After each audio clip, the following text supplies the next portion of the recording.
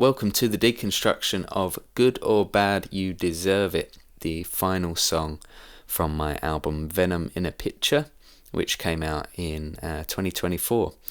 This is the last of 13 tracks where I've been trying to take them apart for myself, for you guys, to just see if there's anything interesting under the hood. Honestly, I don't know until I start having a look. Before I go any further, I should say though, this is presented by Sippy Downs Coffee Company. Head to sippydownscoffee.com.au for some yummy beans. Yeah, so it's been quite fun pulling these songs apart because I'm not trying to make meaning out of every moment in the song, because obviously there isn't, a bunch of stuff is done without any intention at all in making the record.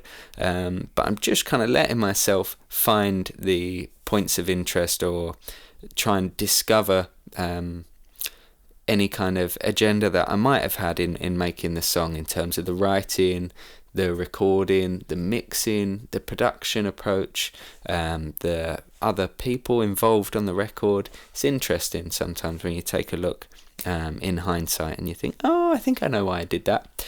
But when you're all swept up in a creative idea, you don't always think really clearly, which is part of the fun. So anyway, this song, Good or Bad, You Deserve It, was written in Sydney originally. I'd played it a few times live with my band in Sydney at the time.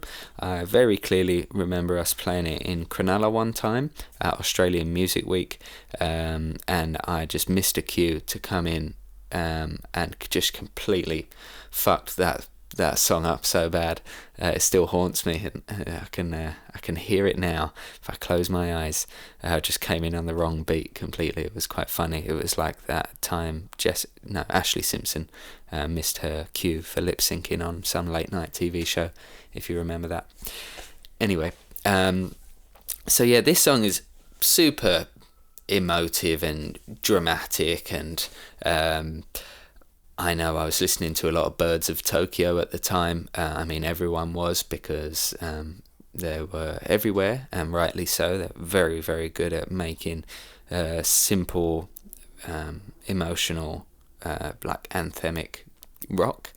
And yeah, I was quite happy for this song to just be like grossly obvious and in your face, and like I say, nothing subtle about it really. It's got more story to it than a lot of other songs I write, I guess. There's so much space in the verses that the lyrics become full of meaning. Whether or not they actually are when I wrote them, I don't know, but I think as you listen to a song with loads of space and then these vocals that sit right there at the top, you can't help but think, oh, he must really mean everything he's saying in the song. Which is interesting in itself. The chorus is instrumental and just really, really loud, which was good fun. It's myself drumming through the whole song, because I'm not the world's best drummer, but I enjoy the way I play drums, which is generally a little bit late on the beat, a bit like Meg White. And I enjoy recording it with just one microphone in the room and just getting a big roomy sound, again much like the White Stripes, and then I come back and try and dial that in with some added percussion afterwards. That's often what I'll do for drums. In this case, Rhys Jang in Manchester actually came in and added some percussion to it, and I did suggest to him that he re-record the drums through the whole thing, and he said, no, I think you've got lots of style in. I'm putting words in his mouth. He said, mate, you're amazing, is what he said. No, he said, it's got loads of flavour as it is, so there's no point in us trying to tidy it up, because sometimes you suck out the soul of the performance in doing that. Certainly a mistake I've made in the past with other records.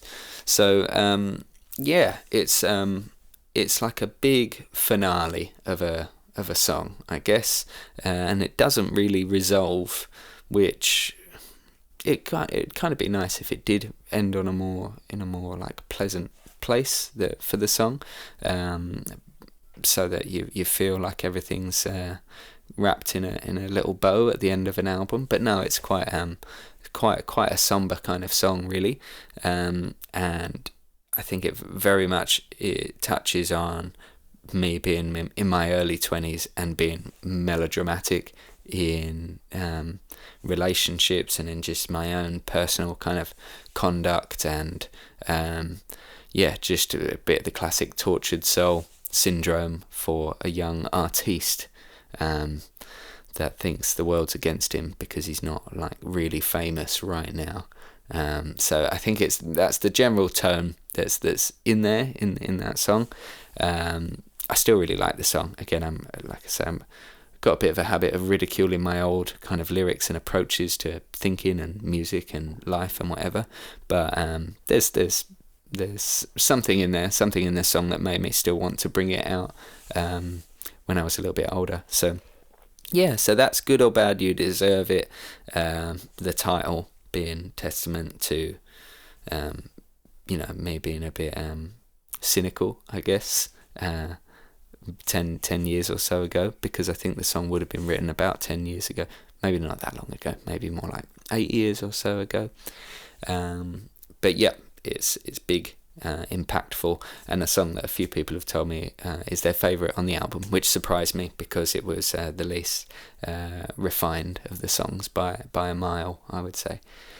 But yeah, that's Good or Bad, You Deserve It, the final track from my album Venom in a Picture. Honestly, if you've watched 13 of these videos of me trying to break these songs down in real time, then thank you, and sort your life out, because you obviously have spare time. So yeah, no, I appreciate everybody that's listened to the album, watched these videos, and is in some shape or form invested in me creating music. It's very, very, very, very cool if anyone's managed to find time and energy to do that. I'm very grateful. So make sure you go and buy the album if you haven't already. That's very helpful for myself. If you buy the digital version on Bandcamp, head to harryhartau.bandcamp.com. It comes with some bonus goodies, and if you've already bought a copy, then thank you very much. I appreciate it. Until next time.